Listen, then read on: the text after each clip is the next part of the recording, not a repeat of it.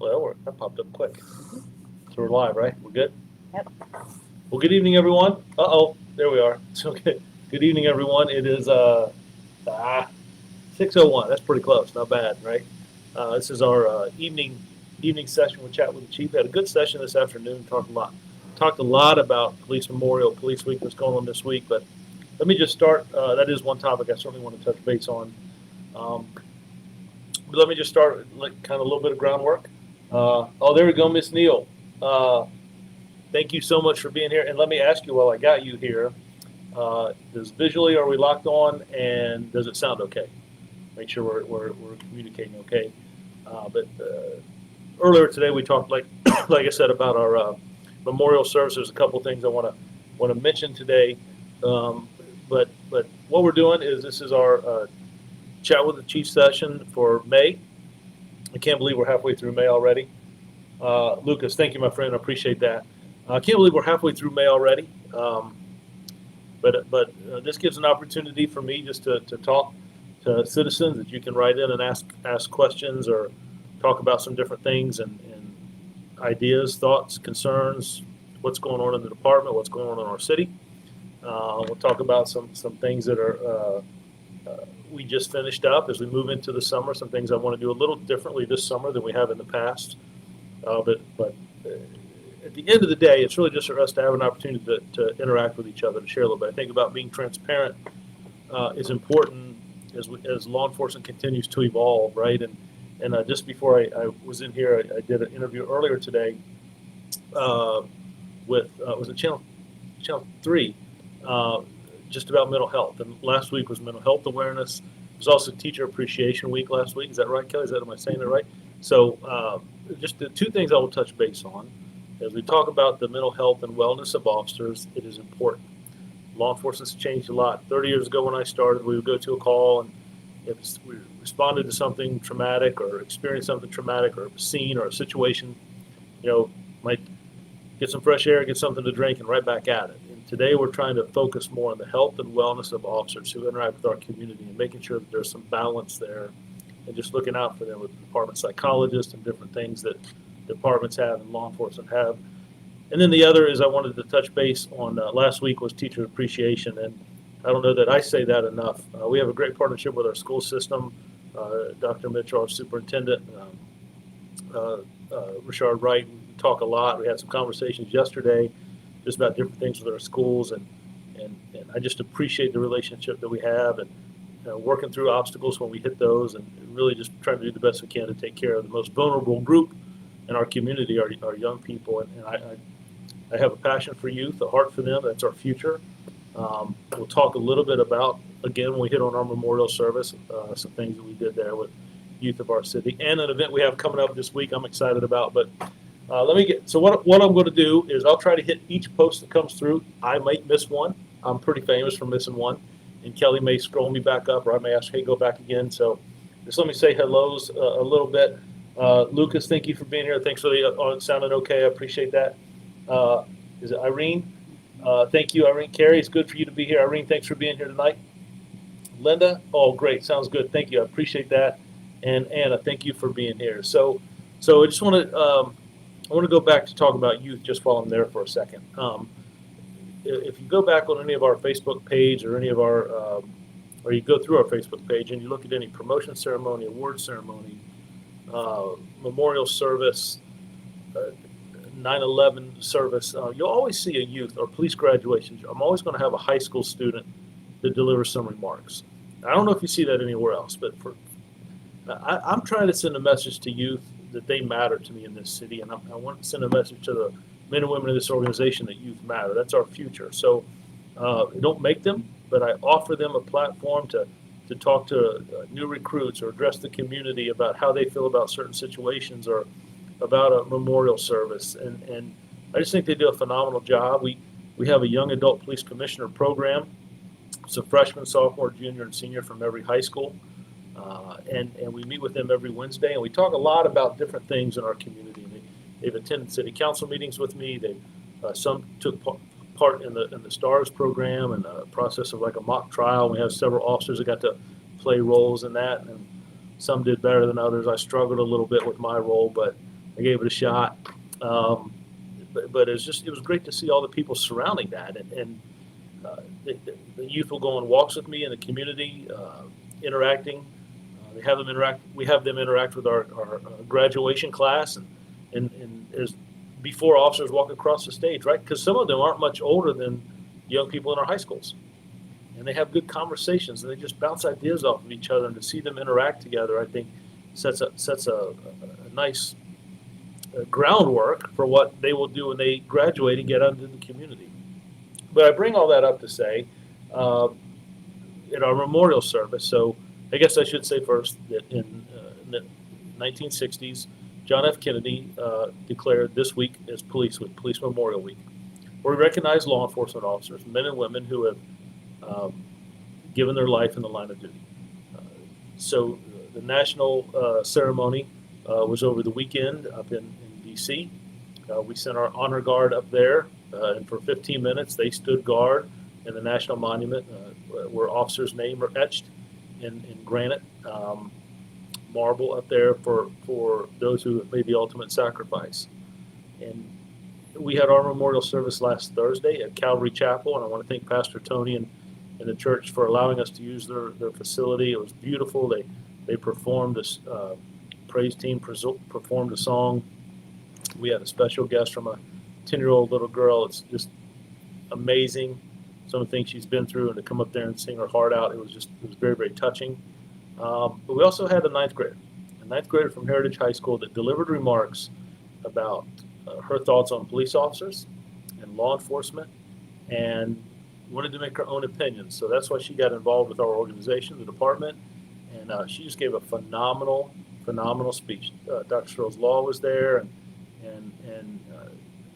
Dr. Mitchell, school superintendent. There were other high school students that attended, and I just had a really good time just sitting back and kind of watching how it unfolded as we paid our respects to the 12 members of this department that made the ultimate sacrifice and serving the citizens of Newport News. That, I don't want to get. It was a really good ceremony, and Chief Grinstead's wife, Celia Grinstead, was our guest speaker, coming from a career in healthcare, being a nurse.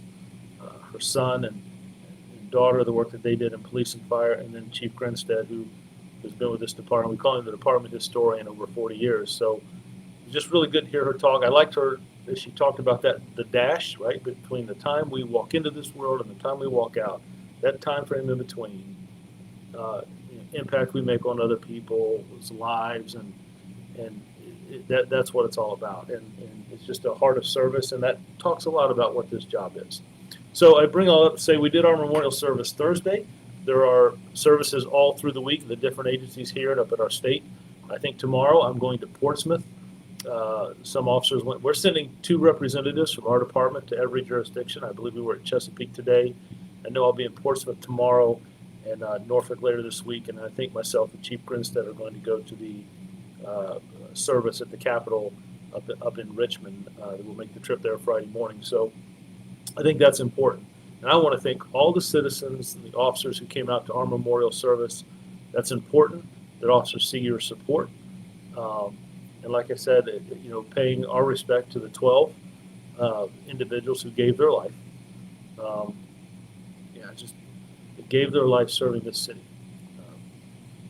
And I there are no words to talk about what they did and what they contributed here. And our last individual to lose their life in this organization was Officer Stein, and her daughter was there. And can't believe how big she's got. She had a big smile, and I watched her during the ceremony, and we played a video. I'll talk about that video in a minute, but my gosh, every time her mom's picture was on the screen, she just lit up and pointed, and it was just really something to see. So I just really want to appreciate everybody that was there. It meant a lot, and I hope we honored the 12 very, very respectfully, and for what they did, and not just here, right, but across the country, what law enforcement do. That was part of the conversation that we have when we talk about mental health and wellness. Is my interview earlier today, and we were talking about things that officers see that I wish that no one ever had to see, that they never had to respond to.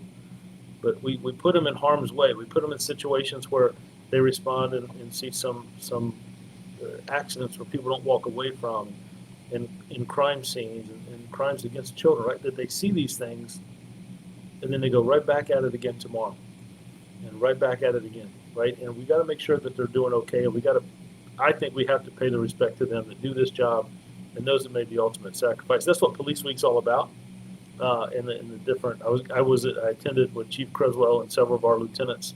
We were in Hampton yesterday at their service. They did a great job. So I just think that's important, and I think it's important that Newport News Police Department represents ourselves at other localities as well that do these services. So maybe some people on here that I'm getting ready to go through, maybe some of them were, or some of you all were at the service on Thursday. And I want to say thank you if you could watch it. And Kelly, please remind me to tell people about our video that got some national attention. I want to touch base on that. But Anna, thank you for being here. Is it Miss Jones? Oh, thank you. I appreciate it, Miss. Thank you very much. Good evening, Linda. Thank you for being here with us tonight. Mark, how many hours do officers spend studying Virginia and Newport News law on ordinances? I can't answer that, Mark. I know they got do a lot of studying in the academy. I don't know how much time they have studying it. I know we keep those books pretty handy to have with us. So, yeah, I don't know. I know that the testing and stuff that they require at the academy, and we go over some of that stuff at in-service. But yeah, I don't know how to answer how many hours do officers spend studying. Probably varies. I know we're always learning. Laws change, so new ordinances change every year. We do in-service hours.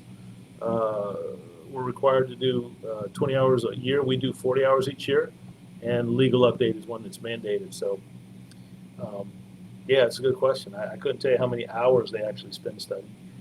Benjamin, how are you, my friend? I'm glad you're here tonight. Thanks for joining us. I want to touch base on that memorial service.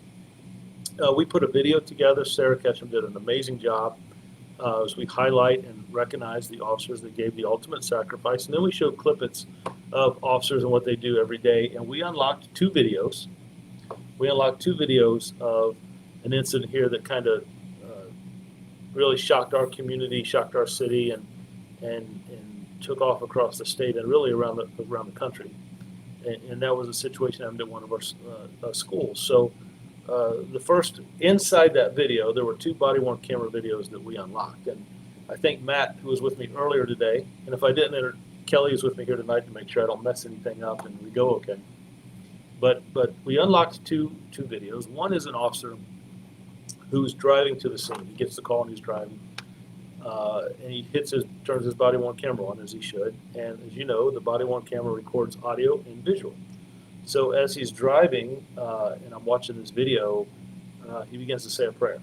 And he says, Heavenly Father, please protect the students and the officers as they enter this building and do what we have to do. Help us make the right decisions. And I will tell you, it just took me back. It's a look into what he was thinking and feeling as he was driving to this scene. And then you see him get out of his car, close the door, and run towards the school. And that just made a big impact on me. And I talked to him about that personally. And when I talked to him, he kind of looked down. He knew where I was going, and it was just getting to see a little bit of what's inside.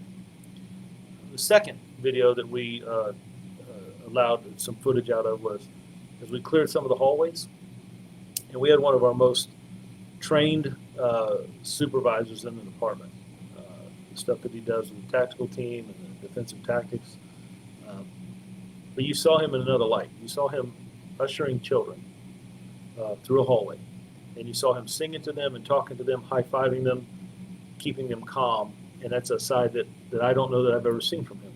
Now, he's just like anybody else, but the reason I bring those things up is I think sometimes people lose, including myself, that behind this badge and patch are just people, just human, and showing the humanity side of this profession, but what they both did in that moment. That is what law enforcement officers do day in and day out, and very rarely does it get highlighted on. We're quick to find something we do wrong, but seeing how they performed in that critical incident, protecting faculty and staff and young people. It was just amazing, and I highlighted that. Apparently, that video got some national attention, and we've had some calls about it. Hey, listen, but it was not about the school. It was about the situation of officers and what they deal with, what they see, and how they respond and how they react. And I thought that was fitting to show and put in a video of the department at a memorial service. Those 12 that gave their life, they knew what they were doing. They signed up for a life of service, just like all of us who put this uniform on here and across the country. We know that might be a factor that plays into what we do. We never know what tomorrow holds. We don't know what kind of call we're going to receive. We don't know what kind of individuals we're going to interact with. So people that, despite those things, still do this job, still sign up to come here and wherever in service of law enforcement. It's a bond that it's hard to explain. I think our men and women in the military feel the same thing, but it's different. Not everybody goes through that. Not everybody sees that, and it's hard to talk about, which links us into the mental health and psychologist and CISM and all those things that interact together. But that video, if you haven't got a chance to see it, I would encourage you. I think it is posted on the chat that we had earlier today. It's on our website. It's on our Facebook page. And say it again. And YouTube. And YouTube. It's on YouTube. And you would just look up Police Memorial Service 2023 video and memorial video, and you will see it. So, Garvin, good evening, Chief, and the officers of Newport. I appreciate you being here, ma'am. Thank you. Is it Ivory, right? Am I reading that right? Ivory. I haven't got the readers on today, so I got to squint a little bit. Hi, Chief. I think you're doing a great job for Ms. Allen. Thank you very much. That means a lot. I appreciate that. I will tell you, going back to the service before, one last thing is, we talked about the attendance, but we also had leadership attendance. We had the Commissioner of the Revenue, Ms. Boyles was there. We had Mayor Philip Jones, our City Manager, Cindy Roth. We already talked about Searles Law and Dr. Mitchell, the School Superintendent, President of the School Board, both Assistant City Managers, Bo Clayton and Alan Archer, and City Manager Cindy Roth. And I bring those up to say it is important. It's not everywhere. It is important that officers feel that their community and the leadership of the city support them. And I think there was a loud voice there that night that is the case. It's not saying that we don't make mistakes. It's not saying that we get things right all the time. We don't. But it does say that the leadership of this city supports this police department in trying to do the best we can to serve our citizens. We're going to have bumps in the road, but that's important. Officers need to see that and feel that, and I just really want to thank all those that came out in support of our service. So we talked about that. We're just we're already at mid-May. We're just a couple weeks away from graduation. So I'm excited. I will attend each graduation service this year. I enjoy doing that. You get to see some of our young adult police commissioners and the different students that we've seen and interacted with graduate. Just week and a half, 2 weeks ago, we did a youth forum in each high school. Right, so we started at Achievable Dream and Denby High School, Heritage, Warwick, Woodside, and Mitchellville. We went to each high school. Myself, and I had 4 other individuals with me, somebody from our training division, people from our SWAT team, Kelly Wells, she steals the show every time, right? She's, I think, one of the best forensics analysts in the state, and she just gets the questions about the DNA and physical evidence, right, like CSI stuff and how you solve it within 45 minutes with commercials. She's just the star of the show, but we had officers there, SRO officers in the schools, and it was just really good interaction. It started out slow sometimes, but the young adult police commissioners helped facilitate that conversation. And so it was students and officers doing interaction, and they would ask questions to specific individuals. So it was a really good event. So, and I will tell you, it's funny. So I've got Vice Mayor Curtis Bethany on here. He knows he's the top. He asked me, if you can read that, everybody, right? So he says, who is your favorite vice mayor in Virginia? So it's got to be, right, our vice mayor, Curtis Bethany. We have some really good conversations. I will tell you, he's also a big proponent of youth. We talk about that a lot. And as we talk about, he's also, I hope he doesn't mind me, I'll give you secrets away. He's also a big proponent of the technology, and he pushes us to think of new ways and be innovative in different things that we can do in the community, thinking outside the box and trying to bring new technology, new ideas here. So we had a really good council session, work session last week where we talked about some new technology that we have and are looking at. We met actually with Sound Thinking today about some new technology and putting case files that are in different parts of our database together. So when we have a call at an address or a location, that it pulls different incidents that have formed there. So a lot of times we'll have an analyst go back and look at some of those things, but to be able to, the system will link reports to calls for service. It really puts things together in a timeline. It's important when we do those cases and present them to the Commonwealth Attorney that we have good cases to go forward. So that's really important. Kelly, did I miss anybody? Let me just go back up. There was a comment, but I saw Tia, and I saw Benjamin. I saw Ivory, Vice Mayor. There was a gentleman on here, but it looks like he took his comment down. Ms. Rump, this is such an awesome idea. Our high school students need to know the area, or they need to know the area. Am I reading that right? This is such a. They are one. Yeah. Oh, yeah. Well, I will tell you. So high school graduation is right around the corner. We have this young adult police commissioner program. Let me just touch base on that if you're not familiar, right? That's a freshman, sophomore, junior, and senior from every high school. We meet with them every Wednesday, and we do some different things in the community, whether it's community walks, we'll do kickball events. They've gone to talk to city council before. They've addressed the mayor and vice mayor. They've introduced themselves. We do these different things, and it's important. And in some of the press conferences that I will do or talk about incidents that happen in our community, I will meet with those students first. I'll talk to them about that a little bit, about why that's important. So I think that young people have a voice. I think that's our future.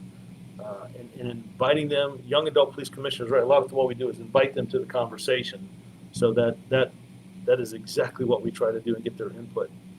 And one of the best is when we sit them in a room right before the recruits graduate, which, like I said, right, are not much older than they are, and they have these conversations. And the best. Miss Al, my son was there you go. That's right. One of the best conversations is when you've got. Now I don't know how we're supposed to have 24 kids, right? 4 kids from each high school. 6 times 4 is 24. I don't know how we got 28. I don't know where the other 4 came from. Kelly, maybe you do. I don't know where they came from, but they're here.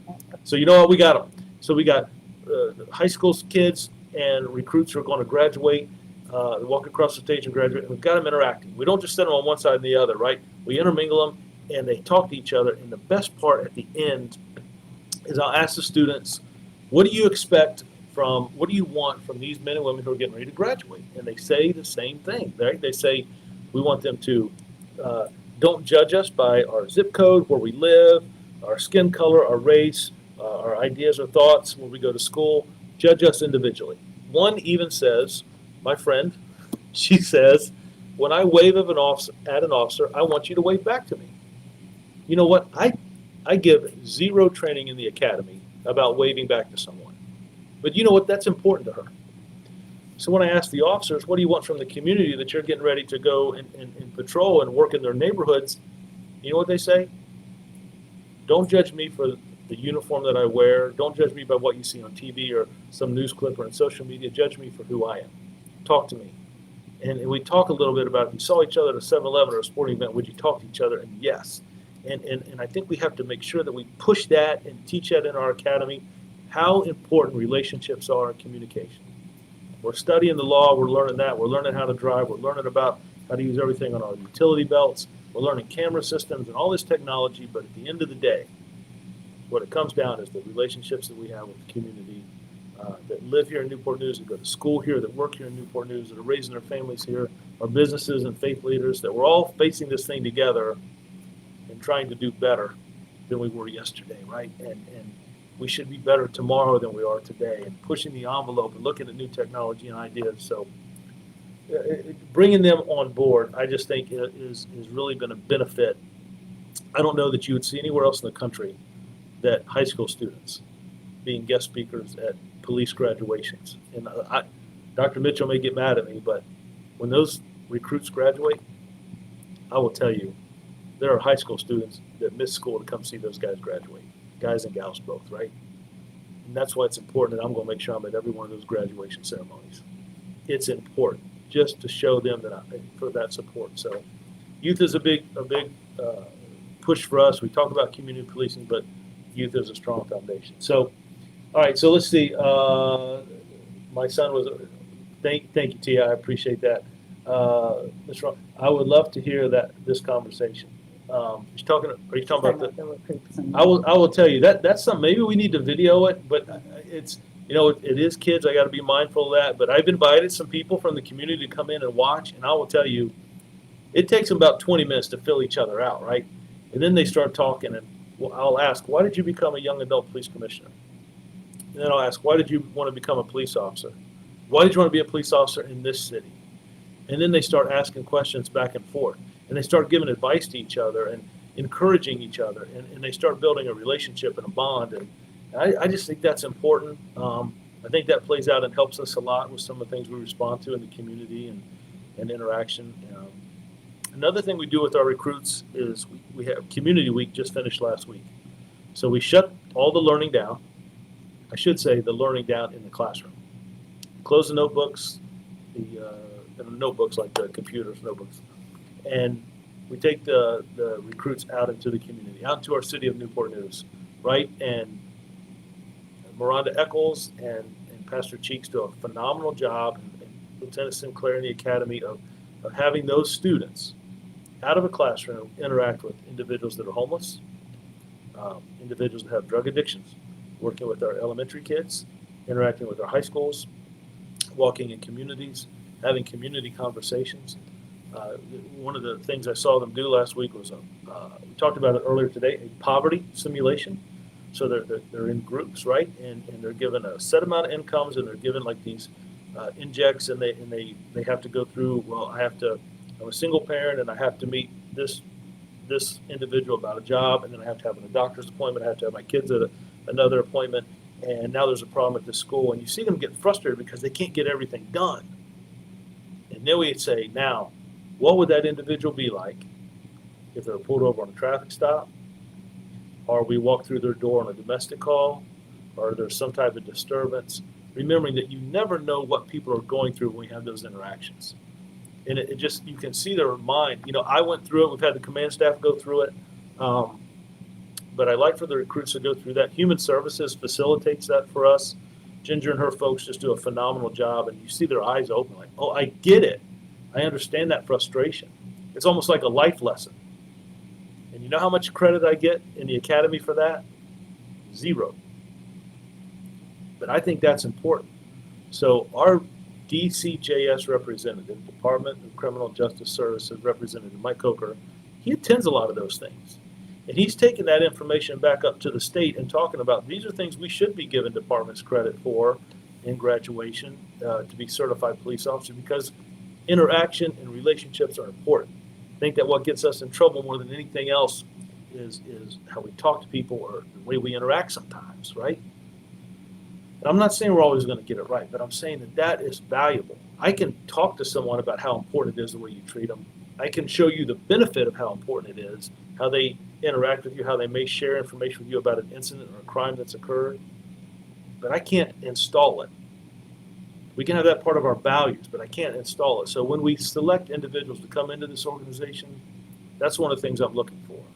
Individuals who think outside the box, that are creative, new ideas, but have a heart for service. So much so that they put others before themselves.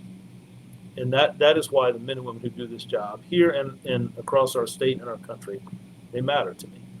They matter. Men and women, sworn and civilian both. And I'm not leaving out our dispatchers and civilian employees, people that work behind the scenes, our forensic technicians, our crime analysts, the dispatchers, the officers. The job is challenging. it's different today than it was when I started 30 years ago. There's so much more, right? We have people who have plaques on their walls that are psychologists, right?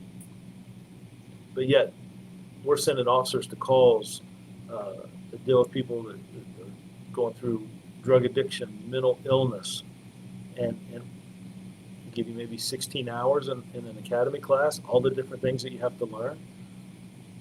So if we remember at the core, how we treat one another is the foundation. I think we'll be good. But I just say that because I want people to understand that's what we're trying to do in this organization. We have a great recruiting team. We put a lot of resources there. We've added a sergeant. We'll be adding another recruiter. We've got 6 background investigators, the captain and lieutenant. We've been doing a couple all-day recruiting events on the weekends. I think we have another one coming up in June. Remind me, I'll tell you about where we're at with staffing. But a lot of times you'll come in and you'll do the written test, and you do an interview, and then you do a practical, and you keep coming back. You do the physical agility, and you come back. But we're trying to do that all in one day, knock a lot of things out. So when we get people from other parts of the state or out of the state, that they don't have to keep coming back. And then we'll pre-hire. So if we'll make a conditional offer and get you in on the department, we'll start paying you the officer's salary, right? And you interact with different parts of the department until the academy actually starts. So I'm going to catch up a minute, read a couple of these, and then I want to tell you about where we're at with Kelly. Help me remember to focus on staffing. I want everyone with us tonight to know how many we have in the academy, when they graduate, and those things. So who did I leave off? I don't think you said hi, Miss Wilson. Let me get Miss Wilt. Miss Wilt, Regina, thank you for being here tonight. That matters. Thank you. Teresa, thank you for being here. David, is traffic enforcement patrol a priority? I see a lot of speeding, running red lights, and expired vehicle plates, violators while driving throughout the city. David, that's a great question. I get that just about every time we talk in every community. Citizens and interaction. I'm going to hit on that. Give me 1 second. Kristen, my daughter Alexis enjoyed talking with you when you came to Mitchville. I will tell you, those forums in the high school were powerful. And some of the questions they asked some of the officers and myself, but I really like seeing those younger officers interact. And you know what was best about those forums is after it was over, students would come up and meet with us one-on-one. That some of the best meetings are the ones that occur after a meeting, if that makes sense. David, traffic enforcement is absolutely, it is a priority. But I have to be clear with you, and I want to be open and transparent, and it'll go into some of our staffing issues. We are always going to focus, first and primary focus on making sure we're answering those 911 calls, that I don't have officers going to calls by themselves, and that we're focusing on violent crime. Second, the department has authorized 472 officers. Right now we have one academy class in that will graduate in August. There's 21 in that class. We have another smaller class in of 14 that will graduate in November. So 21 and 14 is what? 31? That's 35. So I have 35 officers who are in training, but they're not on the street yet. Then we have about 40 vacancies. That means paychecks that I could be paying people that I don't even have individuals. There's no one to pay. Our goal is to put 35 new recruits in the class that will start in August. So 35 and 35 is 70. That's 70 people that I don't have that I would like to put in our traffic division, our K-9 division, fill some detective spots. I need to do some promotions. I want to put some more people in that real-time crime center when we work at technology. But I've got to make sure that I've got people that are responding to officers on these calls. I don't want an officer going to a domestic call. I don't want an officer being on a call by himself and his backup is 5 or 6 minutes away. I can't put people in harm's way like that. So one of the things that I've had to do is use our traffic and K-9 and absorb them into patrol to fill those vacancies. So with that said, before we would get a traffic complaint, so let's say on Q Street, and I would send it to the precinct so they know there's a complaint, but I also send it to our traffic division. And that traffic division would really focus on that area. The precinct is going to focus on it when they have some downtime and can pull an officer away to do some traffic control. However, I don't have that full-time focus like I think is so important. So I would agree with you that I do see speeding. We try to put our traffic division where we have our majority of accidents and speeding complaints. There's some of the stuff since we've come out of COVID. Some people have some things about their license plate expiration that haven't been able to get back to DMV on. So I hear that a lot. What we've tried to do in the meantime, until I get that traffic division back, I hope to bring some of it back by the end of the year. So when we get the traffic complaints down, I'm still sending them to the precinct so they know the complaint area and they can put officers there when they've got some time to do that. But I don't have that dedicated traffic division that I would like to have. I just want to be honest with you because it's a great point. But we will be doing more of that this summer, right? So school's out. So I got 13 school resource officers, resource officer at every high school and every middle school. Some will work at summer school. Some will be pulled aside to work. I think we have 3 youth camps, a leadership camp, a camp with the Coast Guard, but three summer camps with youth leadership. And we'll use some that are going to interact with the Boys and Girls Club. And we've got a couple that are going to be dedicated to do traffic enforcement through the summer months. But my goal is to bring that traffic division back as soon as I can for that very reason, and K9, to be able to use them in different areas. But right now, because of shortages, I've had to absorb that into patrol. So that's a great point. I'm a big fan. I created that traffic division. I wanted it to be a standalone division for a reason. I think we have to continue to stay on it. It's not something I can just do once and then we'll get back to it. We've got to stay consistent, right? So I think traffic does a lot to deal with crime as well, right? So that's a great point. It's a great observation. So I guess the way to answer that is we're doing the best we can with it right now. We're addressing complaints at the precinct level. We are doing some overtime initiatives. We just did a big overtime initiative in Hilton, and I think there were like 27, 28 traffic violations, tickets that were issued. There's no quota, right, but just enforcement. And some people that get pulled over don't get speeding tickets, and you're not giving a ticket to everybody. So, but I hear you loud and clear. That's a great point. I've heard that in several meetings, and I know it's something we need to focus on. I just got to have the ability to do it. We're working that. The other thing we're really I talked about our staffing with Sworn. The other issue that's beginning to be a little bit of a struggle for us is dispatchers. We're authorized 64, and we're down. We're approaching about half of that, and that's something. I actually have a meeting with City Manager tomorrow. We're going to talk a little bit about dispatchers. I've got to get more in here. I'm thankful for the ones we have, but an academy class of 4 or 5 dispatchers isn't going to get us where we need to be. And I am very cognizant of the number of hours that those individuals put in. They are phenomenal. And some of them will not go home because they're so worried about what might happen on the street. So we've got to do something to get some relief in there and boost up our numbers in dispatching. That's just a critical part. And they do the fire department, the police department, the parks, they do a lot of different things in the city. I can't tell you the time they've been involved with delivering a child, the stuff that they hear over they don't get to see a closure. They hear it. And then sometimes officers responding to them can get elevated. Well, can you tell me where the shots are coming from? Or are they coming out? Or, so they do a hard job. I cannot be more impressed with them. But I need to. I know I'm working them hard, and they do an amazing work. They're very, very dedicated people. Some of the most dedicated people I've ever been around.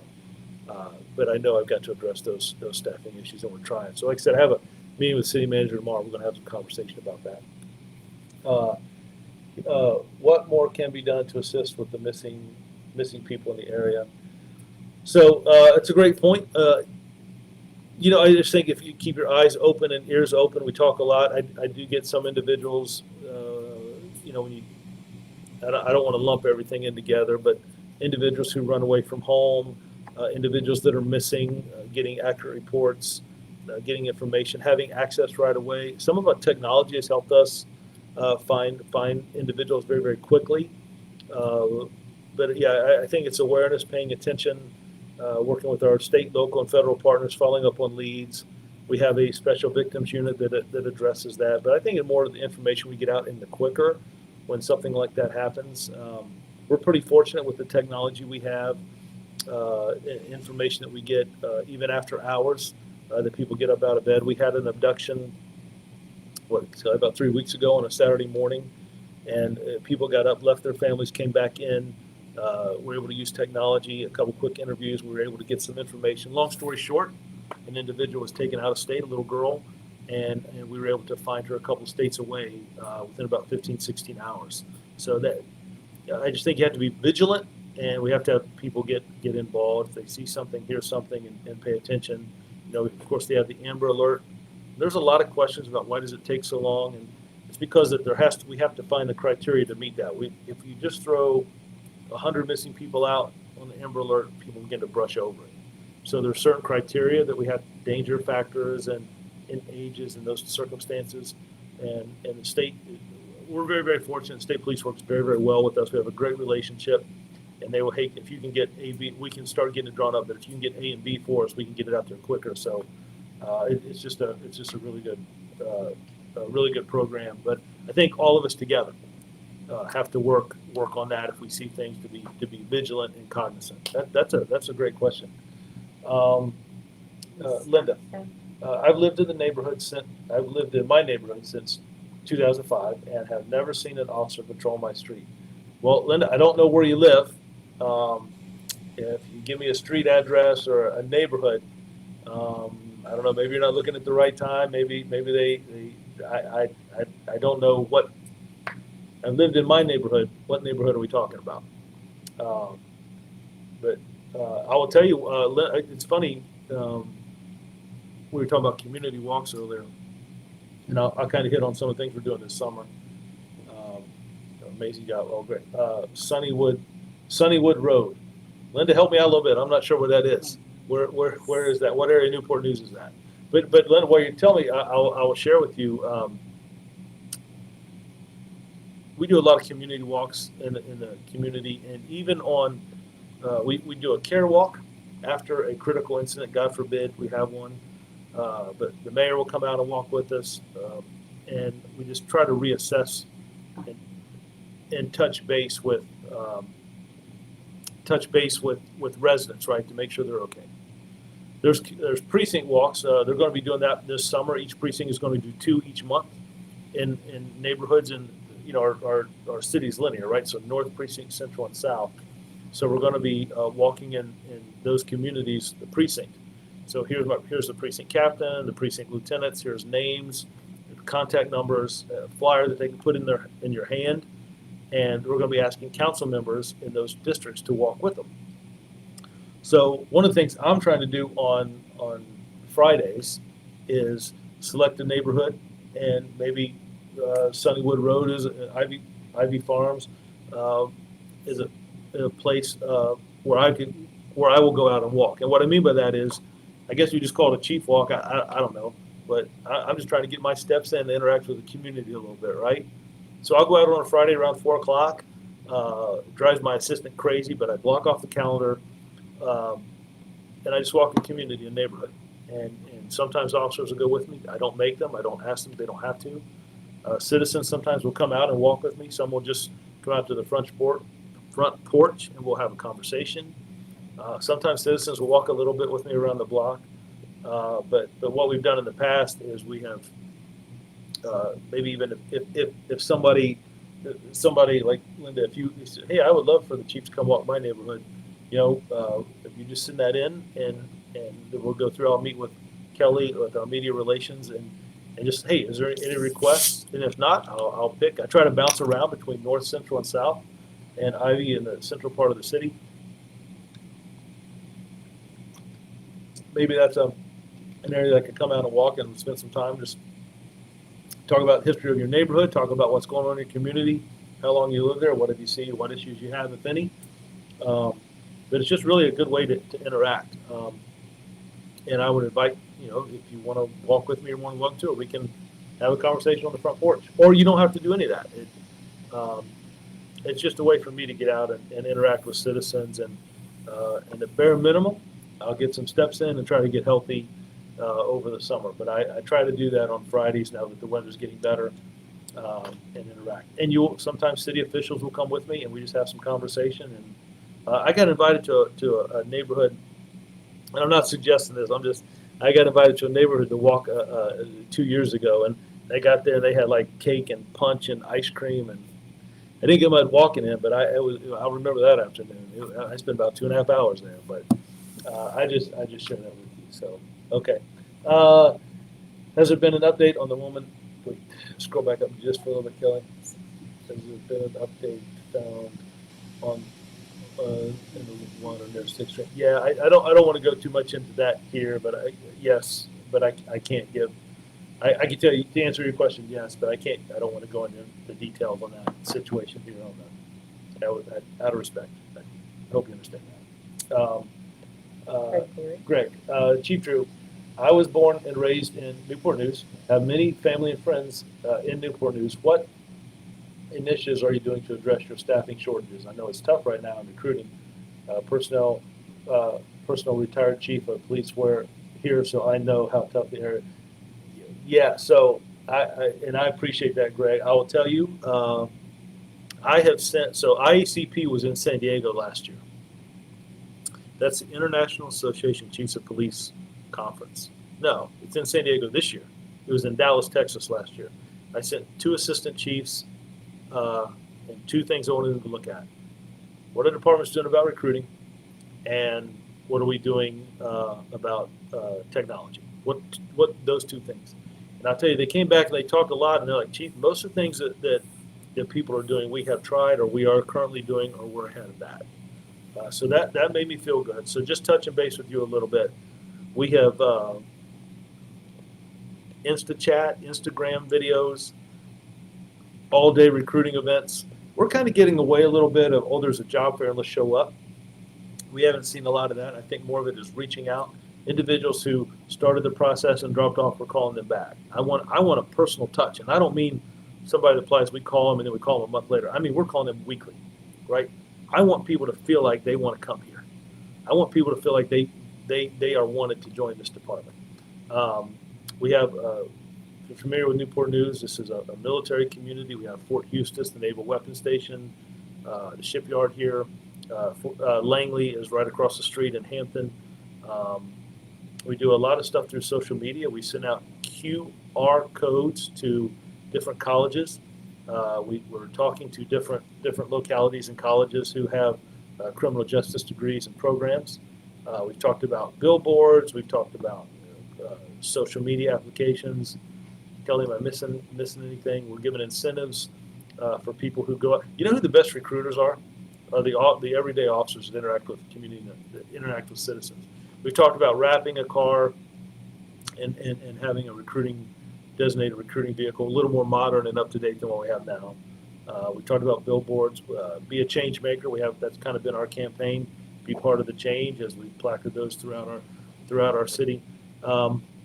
We reached out to high school students that are looking at criminal justice programs or coming into the field.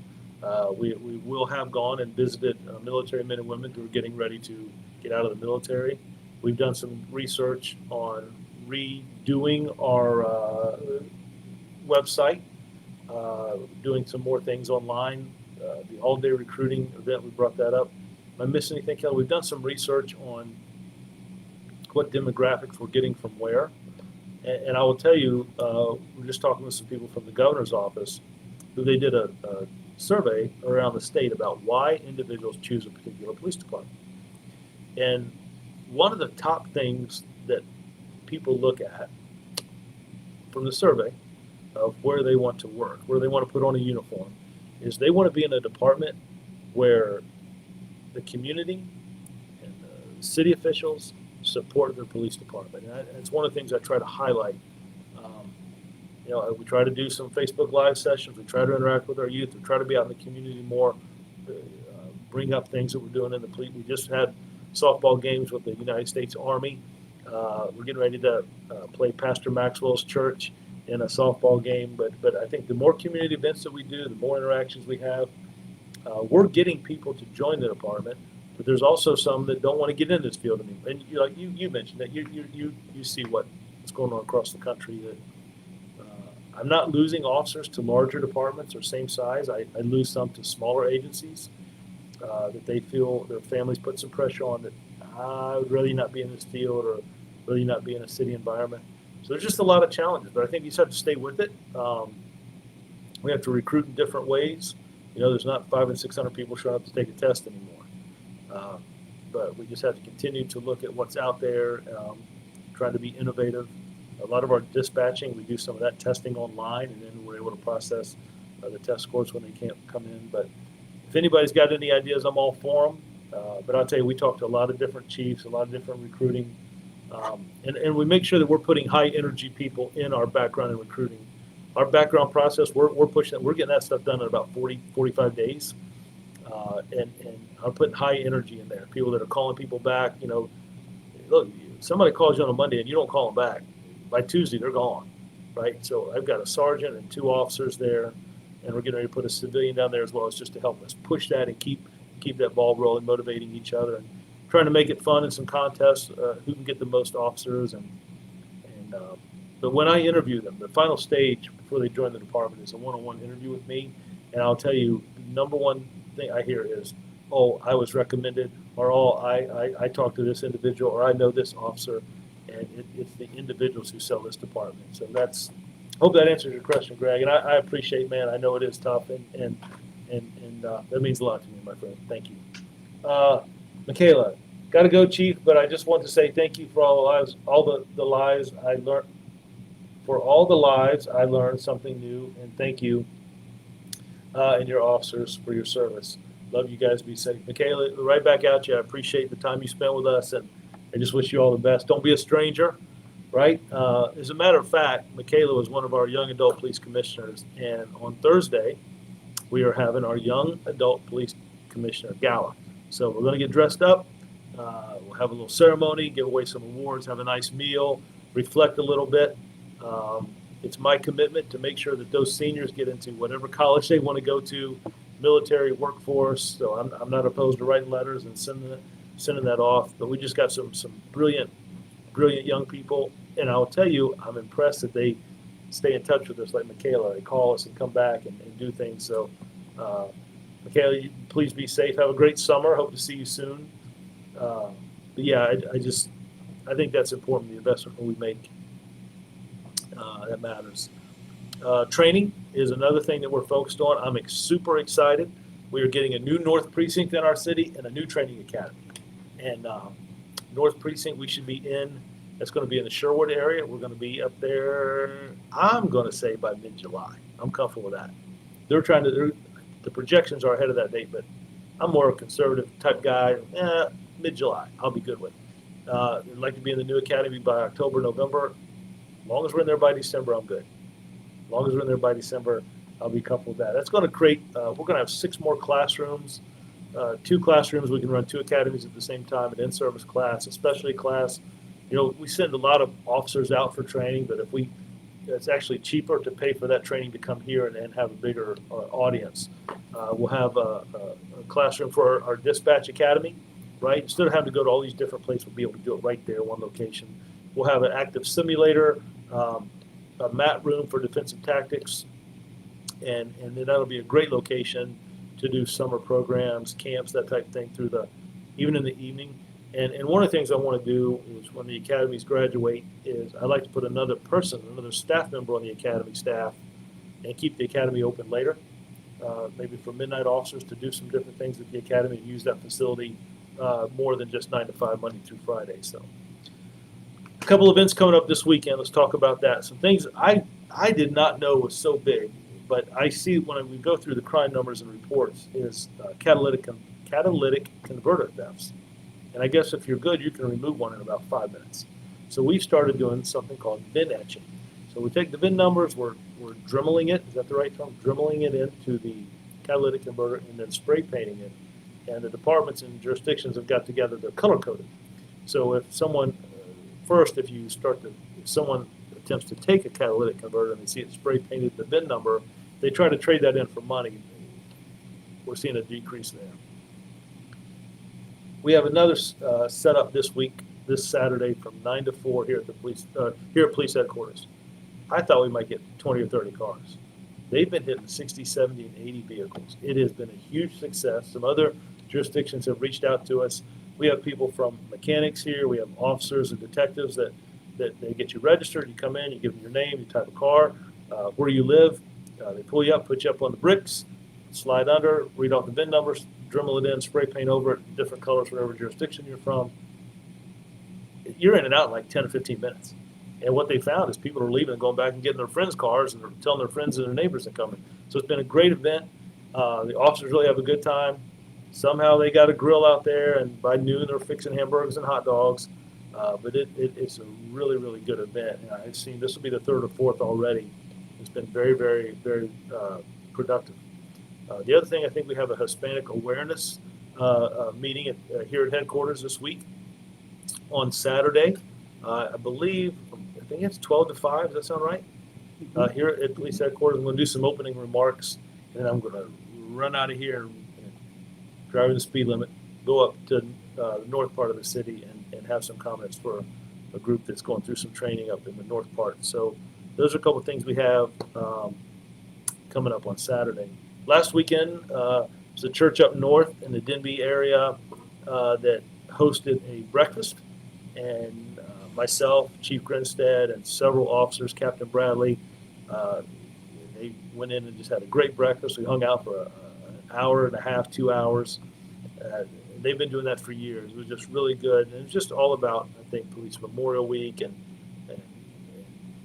showing compassion for men and women who do this job. But church is a great partner. It was just really fun to interact with them, and the food was amazing.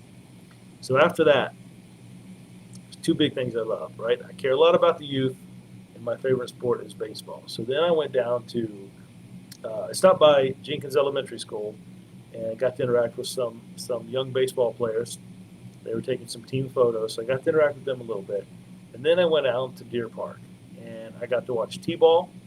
I got to see people hit the ball off the tee and run to third base instead of first base. So a little different from what I'm used to, but I will tell you, I had a blast. So then I walked to another field, and this was, and I don't want to say the wrong, but it was coach pitch. And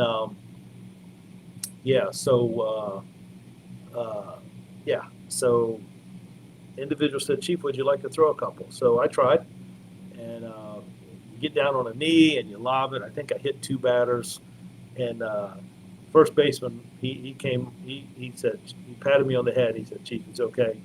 But then he walked me to the sideline and he called for the reliever. He gave me the hook. So, but I just had a really good time interacting. There's some young man was eating sunflower seeds in the bleachers, and I walked up to him and he looked at me kind of surprised, and I said, "Can I get some sunflower?" And he gave me like a handful of sunflower seeds. So I got to eat some seeds as I'm watching the game, and then that game was over. He was leaving, and he walked past me. He turned around and came back and said, "Hey, you want some more?" So I just had some fun with him. But I just really enjoyed interacting. I'm going up to watch some girls softball Thursday, or I think it's Thursday of this week. I'm looking forward to their season's coming to an end, but I want to go watch some Warwick softball games, so I'm going to do that on Thursday. Again, I think it's just interacting and showing our youth that they're supported. Just like football season, one of the things I love about Newport News is all the games are at Todd Stadium here in the city. So on Friday, myself and Chief Grinstead enjoy going to the games, walking around, and just seeing the youth and the parents and interacting. I think that's important, right? We do much better at conversations than we do confrontations. And when you know each other, you have a respect for each other, I think you can resolve things a lot better. Dr. Lyons, if she was sitting beside me, she tells me all the time, kind of advisor to the police department and myself, about how important it is that we talk to people. It's about communication and interaction and respect for one another. But she does a lot for this department, and it's very, very helpful as we move forward. In November, went missing from a friend's, he was missing 2 weeks, search located him 50 feet from his last seen location. Due to the fact that he was an adult, very little was done. How do we change that as well? How do organizations like yours better assist you all? How do organizations like ours? So I think it's just communication. I think it's getting involved and sharing information. What do we have? What are we looking for? There's some things that we can't share, but for the most part, I think we can give enough information that we're working together and doing the best we can to locate those individuals. But I believe the quicker we get on something like that, the faster we get engaged with it, the better our chances are. Just like a crime or whatever, the sooner we get there, the more information we get is just such a better increases the probability of finding someone much quicker. So I think it's all about about communication and just working together. Linda, let's see, Chief, if an officer is not answering a call, aren't they supposed to obey this? If an officer is not answering a call, aren't they supposed to obey the speed limit? The one followed me down Beachmont Drive doing at least 35 instead of 25. They stopped and waited at the stoplight at Warren, so I assume they were answering a call. This is a major problem anyway, so it needs to be followed. So Linda, let me say this. Yeah, I expect officers to obey the speed limit, number one.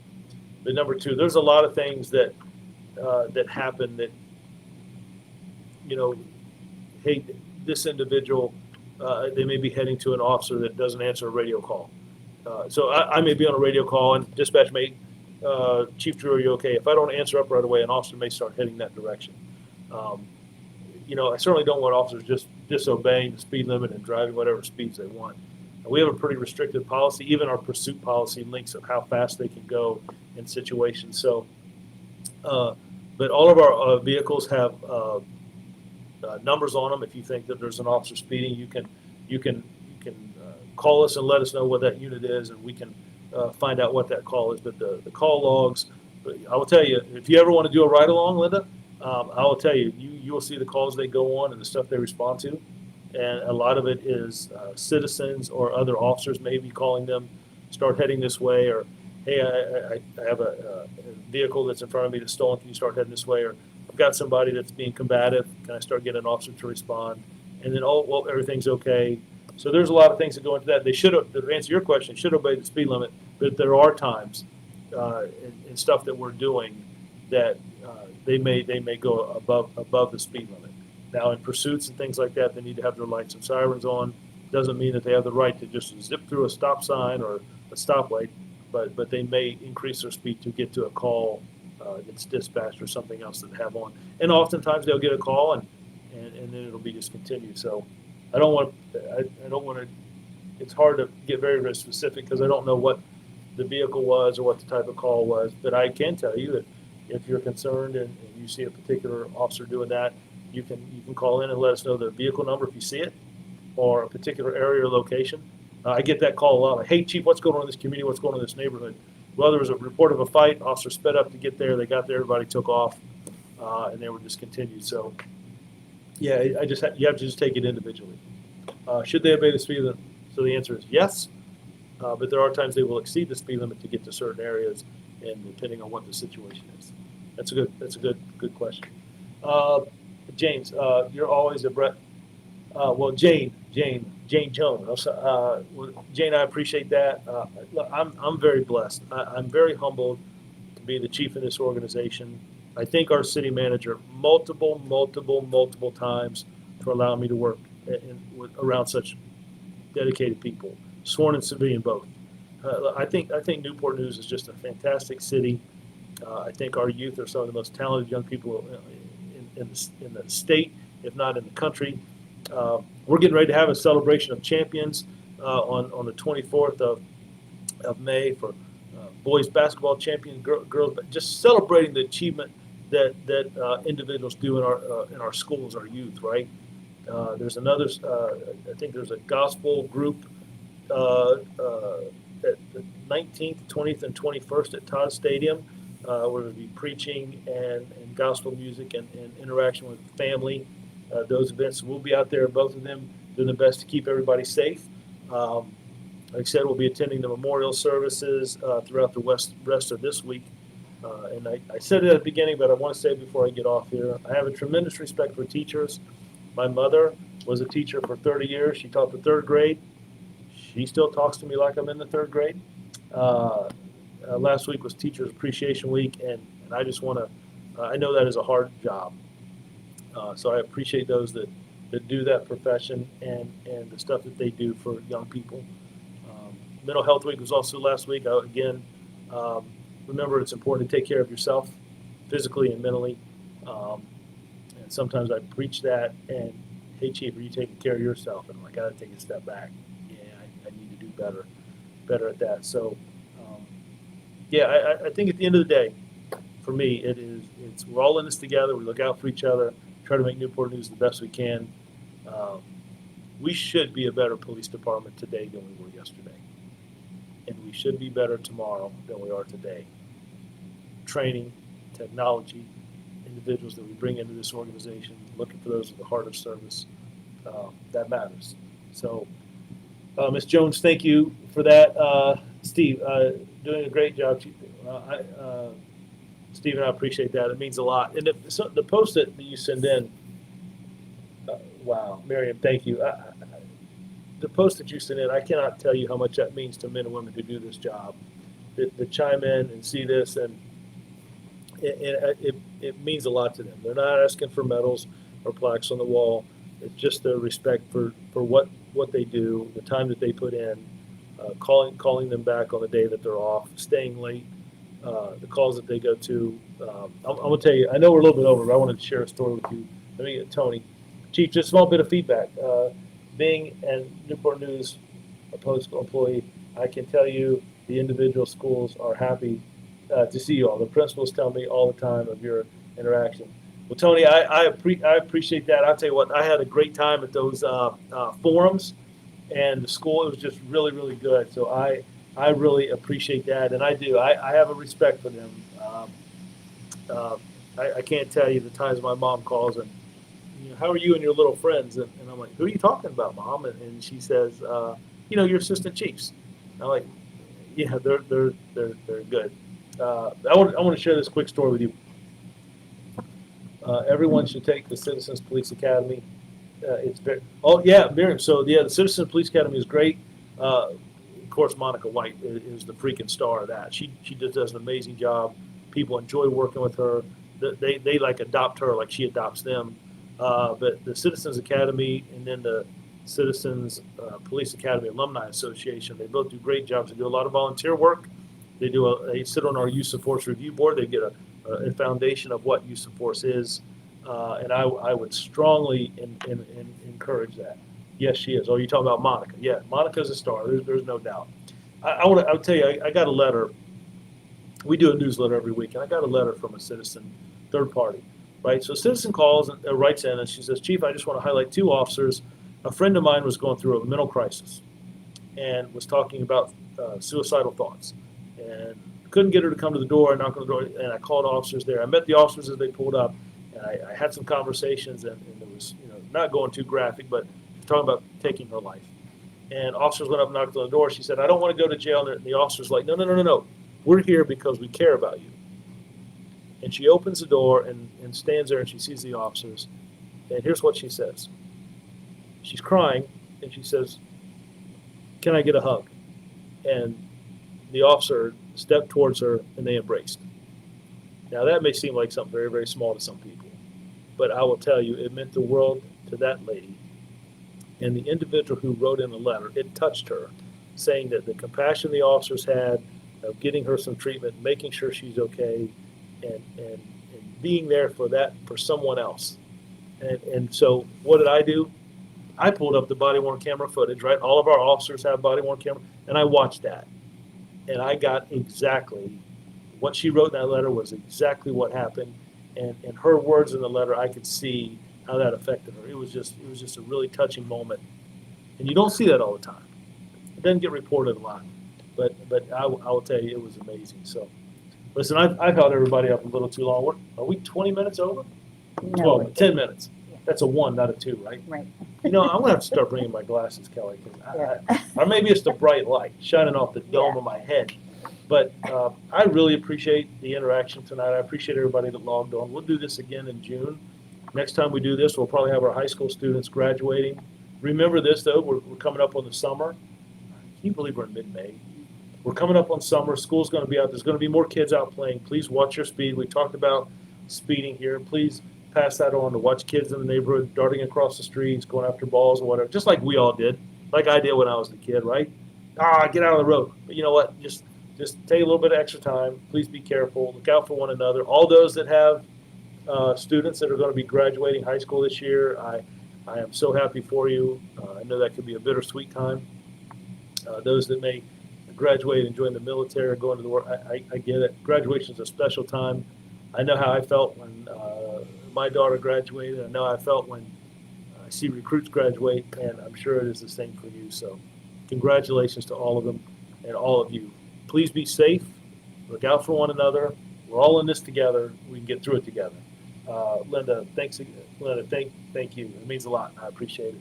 You all be safe. God bless, and we'll do this again next month. Thank you all.